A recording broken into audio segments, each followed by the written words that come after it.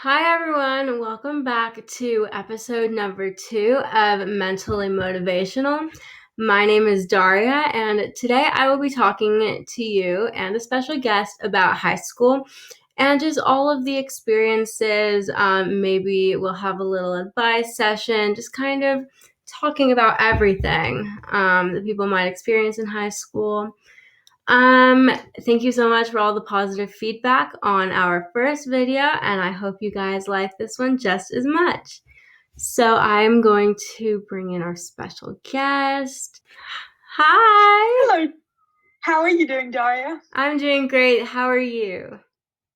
Very well, thank you. Very good, thank you. Thank you so much for joining me today. Thank you for having me, Daria. Of course. Would you like to introduce yourself quickly? Yeah, of course. So my name is Isabella Debling. I am a senior at Los Gatos High School. You've probably seen me because I'm the ASB Vice President. I'm also the founder and president of the Autism Awareness Club and on the Youth Commission. That's That's a little bit about amazing. me. Guys, we're very Thank you, lucky to Daria. have Izzy here with us. So, I guess I'll just start by asking you maybe to talk about your high school experiences. You're applying for colleges right now, right? At the moment, yes. Yeah, so how is that going? How is it going for you? Thank you for asking, Daria. It's going really, really well. Thankfully, I started a big tip, start your college apps over the summer. I think that's definitely helped me stay a bit calmer through the process. This is all new to me because I'm originally from England and my brother's a D1 soccer player at San Jose State. So he actually didn't have to apply for university and my parents went in England. So being the Wow. first to go through the American process, I would definitely recommend staying on top of it. But yeah, thank you so much for asking. It's going really, really well. Just trying to stay on top of it and also stay on top of my schoolwork and extracurriculars. Yeah, is it like what are the colleges asking you to do in applications? Yes, so nowadays, due to the coronavirus, a lot of us haven't been fortunate to take the SAT, ACT, SAT subject tests. So that is kind of caused, what I've noticed at least, most of the schools now have gone test optional.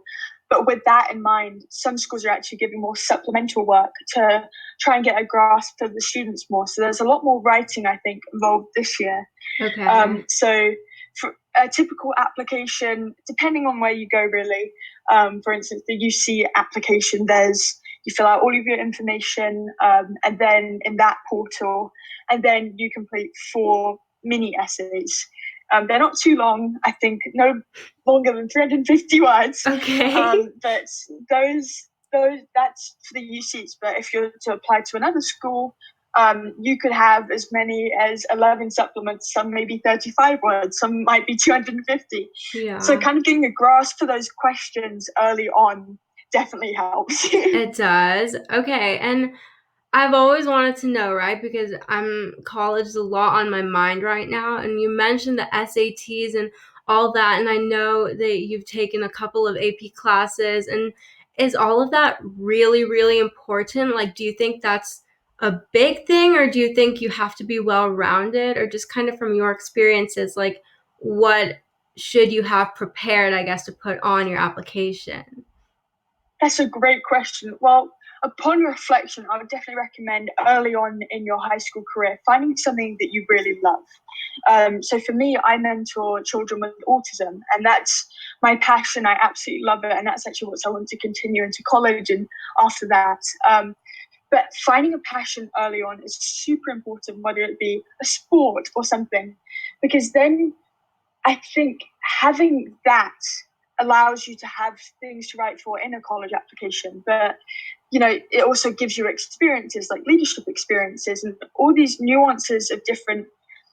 I mean, you're put in so many different environments and situations. So finding a passion early on, I think, is really important. But going back to your question, is it better to be well-rounded? I think being more well-rounded is a lot more important to a college nowadays because they want to know nowadays, what are you going to bring to the school? Okay. It's more of you might be a brilliant test taker and but you might have put all of your eggs in one basket by being super academic. And then in that case, what are you, other than being super good at taking tests, what else can you bring? Okay. So having those, joining clubs, throwing yourself into school activities, finding your passion early on is so important, because being well-rounded, I think nowadays, is what they're looking for. Okay, yeah, I definitely agree, because I know so many people put pressure on themselves, like especially about grades, and they say, oh, if I get 1B in this class, I'm like not going to get into schools. And I've been talking like also to my mom and just to other people, and they say, have something you love, be strong, and then exactly show them what you will bring to their school, right? And I think, I think it's kind of a two-part thing, really, because if you try in school, and that's illustrated in your transcript by these difficult classes, and you've done well in them, they're going to notice that. At the end of the day, if you're challenging yourself, but you're also doing things outside of school that you enjoy. I know you play volleyball, and I know you enjoyed that. So if you continue that and also continue to push yourself, you're going to go to a great place. And I really, truly believe, I know this is very cliche and you've probably heard it before, but there is the right school out there that will complement your personality beautifully. Okay, thank you so much. Don't stress. Okay, don't stress. Yes. And speaking of stress, actually, now that you're a senior, right? You've gone through high school, or you're almost done with high school. What would you like to say about like stress and managing stress and all of that? Because I know that's a big problem with everybody. Yeah, of course. Well, I think to alleviate a lot of stress, I said earlier, when you're a senior, definitely start your college apps early. If you get your main essay, if you're doing a lot of school through the Common App or the Coalition app, get that main essay done early on, so you don't have to worry about keeping up with school and that essay and all of the supplements. So getting that done. I think finding something that keeps your mind off things and gives you a break. So for me, I swim every morning, and that not only helps me frame my day in my head, but also it helps me just alleviate stress, and it helps me stay calm. So definitely do exercise, definitely eat healthy. But just, I think the biggest thing is, you hear upperclassmen say all the time, oh my gosh, high school flies by. And now I'm an upperclassman, a senior, about to graduate in a few months. It really does resonate with me now, because it feels like only yesterday I was about to start freshman year at Los Gatos High School. Aww. But now, I'm closer to graduating than I am to get. So it's just, don't stress, live in the moment. I think it's so, I know we're limited at the moment, because we're in the middle of a pandemic, and unfortunately, a lot of our school events, which we take great pride in, are being cancelled, but the school are desperately trying to find solutions to aid the happiness of the students. But, if there is an event at school and you feel safe going, or after this whole pandemic, I think just really throw yourself into school events and just make the most of it, because, it flies by. Yeah, and I mean, even now, I'm like almost approaching the middle of my sophomore year, and I just can't believe like literally 2.5 years and I'm done with high school, and this moment that like everyone's been waiting for since like 6th grade, not waiting for, but been imagining, like that's almost done. And I can't believe it. And okay, you mentioned staying in the moment, right? And like, I know I'm a big person, like you have to cherish what you have, like it's almost gonna go. But at the same time, if like an AP class, for example, is giving so much homework, I can't really find time to like live in the moment. So do you have any advice for that? Like not letting yourself get so tangled up with your schoolwork, or is that like normal, or what do you have to say about that? I think, yeah, I've taken a fair share of APs, and it is very easy to be so focused on this one class. For instance, mine was AP Physics last year. I spent hours in that class, and sometimes the results took a while to come, but I think it is hard to live in the moment. But now we're at home, or completely virtual as of right now, take breaks, because if you're in front of a computer all day, you're going to lose momentum. Yeah. So take a walk, do some exercise, go get a snack. It's easier said than done sometimes, totally. But if you can find a balance, and I think it's all about finding that sweet spot, finding that balance where, say you have about 3 hours. What AP class are you in currently? I'm in AP European history. Okay, so say you're in AP Euro and you have 3 hours of homework. You have the class on Monday and the next class is Thursday. You have 3 hours of homework. Break it up between days. Do 1 hour every night or 1.5 hours every night. But take breaks. I think it can become really unhealthy when you're so infatuated with the subjects. Exactly. Because you need to get out. Okay. So definitely take breaks. And also, I think, if there's a subject or a subtopic within that class that you don't understand, it's okay to ask questions.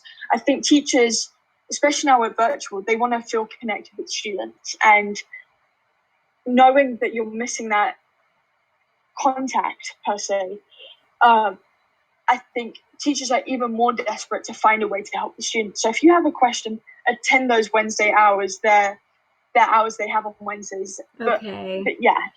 Yeah. And okay, so that's one AP class, right? What if you're taking, or not necessarily what if you're taking more, just in terms of time management goes, right? Because you said break it up. For people in elementary, middle, high school, college, even like out of school, do you think sitting down and creating a schedule for yourself is important? Or do you think what's your experience with schedules, or any advice you would give about that to anyone, not just a high school student? So I'm very type A, and also I consider myself a huge planner. I plan everything out. I've got sticky notes everywhere, even as I look behind my computer. Oh my gosh. But what I would recommend, I think making a schedule or finding a way that you understand best. Okay. So for me, having the planner it's brilliant. But scheduling, giving yourself breaks within that, you're more likely to take that break if you're not forcing yourself, but that it becomes a habit. So if you start these habits with breaks and snacks or sports, even what I find is, for instance, when I swim, I'm a lot more productive after I swim than I probably am before swimming. Okay. And that probably goes to some psychology aspect. Yeah. There's something out there, I'm sure, but it's so much better if you can find a way to have a schedule and stick to that schedule and find your own routine. I would definitely recommend it. Yes, Daria. Yes. Okay. Well, so thank you so much. So that, I guess, not wraps up, but done talking about classes, now on to the next little thing, right? So for people in any school, it starts in preschool, except our minds aren't really that developed then. But elementary, especially, or middle school, high school, there's a lot of social things, right? I don't know, who's going to be my date to the dance, or is my friend group going to change or something? So let's talk friends first. What do you think it's important to have good friends, or what do you think are good qualities to have in a friend? And is it normal for your friend groups to change? And just kind of what's your take on friend groups, I suppose? Yeah, of course. Well, I think, first of all, change is always really healthy. For instance, I went to Redwood Middle School at Saratoga, but I actually decided to take the jump, take the leap, and go to Los Gatos because I felt a real connection with the spirit. And obviously, coming to Los Gatos, I didn't really know many people, but obviously I joined the leadership class. I was fortunate to be elected a member of the freshman cabinet there. And I think, it's safe to say people change, friends change for the good, for the better, And what I find myself now, I'm older and reflecting back, I think it's a lot better now to have a few really quality friends than a ton of acquaintances. Okay. I would prefer to have 3 best friends then 30 people I know their name, but I don't have that deep. I don't have that deep relationship with. They don't know a lot about me. I don't know a lot about them. But I think having a, you don't need to put yourself in one friend group. It's, you put yourself where you want to go. I remember I could call myself a floater for a while because I had friends in all different friend groups. Yeah. So I would float to the different friend groups because I don't like being stuck in one group forever. Yeah.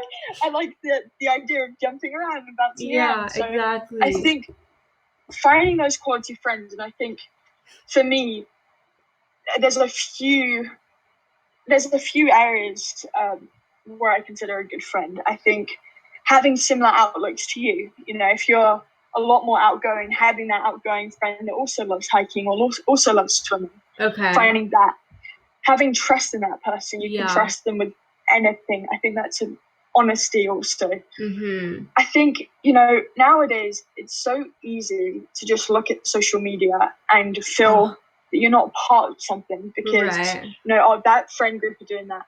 But honestly, it's so much better now to just find a good group of friends that you trust, you care about, and it's a symbiotic thing, rather than having tons of acquaintances but never actually getting to know them personally.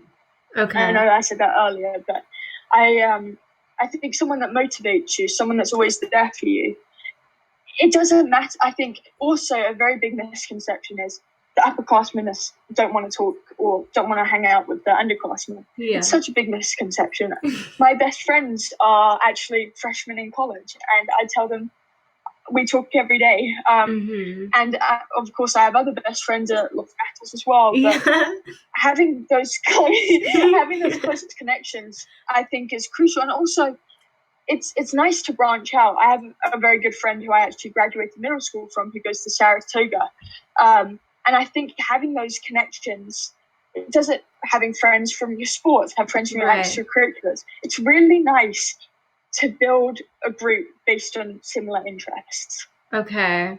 I couldn't agree with you more. And there's so many misconceptions, right? And you said the underclassmen, upperclassmen, that's one of them. Another one that I think, right? And please tell me if I'm wrong, because you're older and wiser, but I feel like so much of the high school, everything is, am I invited to that party? Does so-and-so not like me? And why are they spreading this about me or something like that?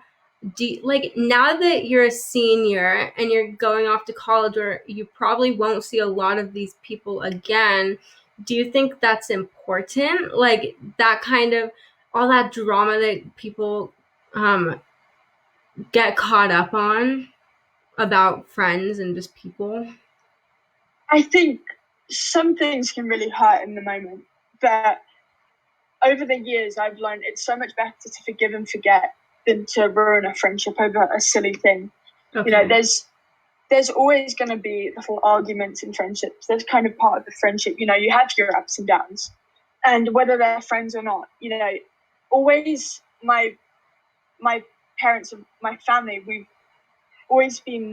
I've been raised on the moral of always take the upper high ground. If someone's saying that, just, it's just background noise. You don't need to listen. Okay. If someone's being mean to your face, just take the upper high ground. Don't snap back. Just calm down, relax.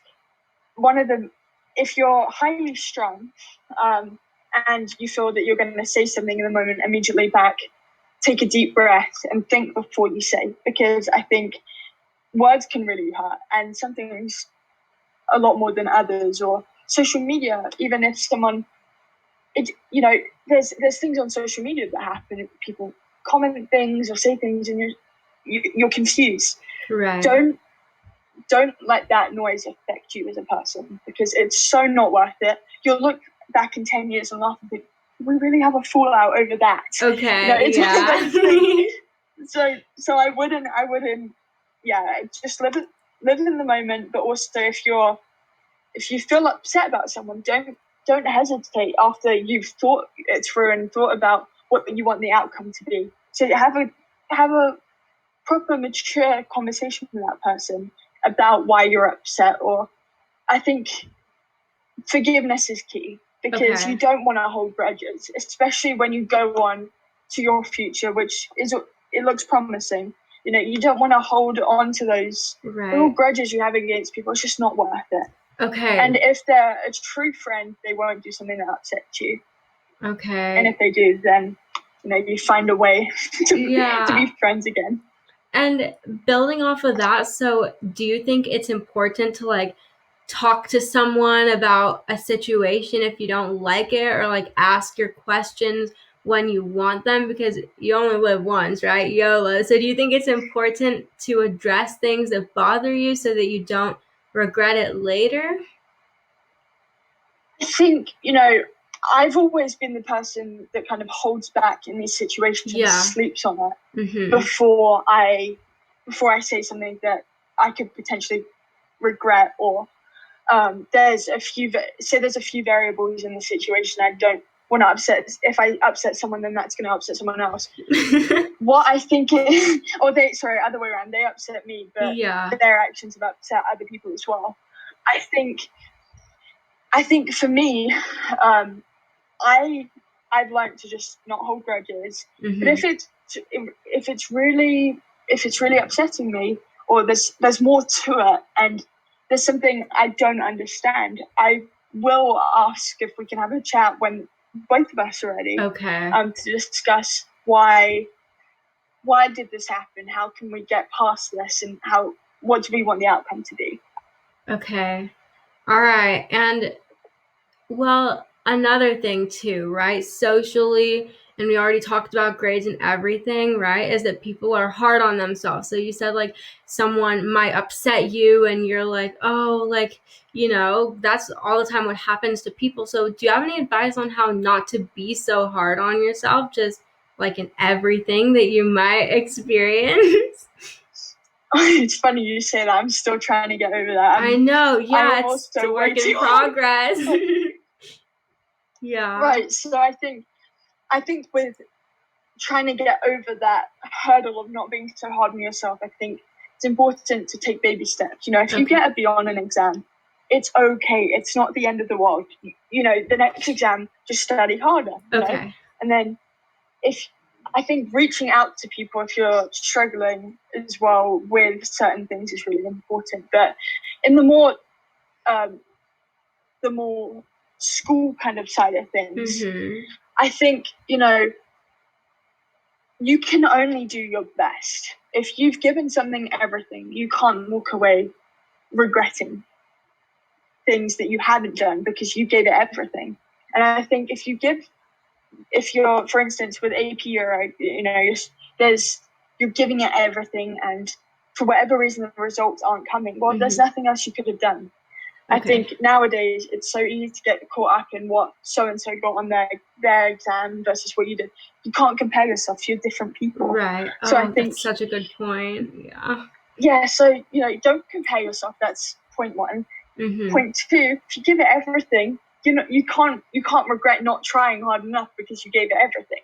Right. So I think that those are the two big things for me that I've been working on. Okay. And I love what you said about not comparing yourself to other people, because a lot of people are like, they got like so much better than me on this, or like, just so many little things people compare themselves about, and that can also result on being hard on yourself. So not comparing, because like every flower has its own scent, right? It's not like, you're different people.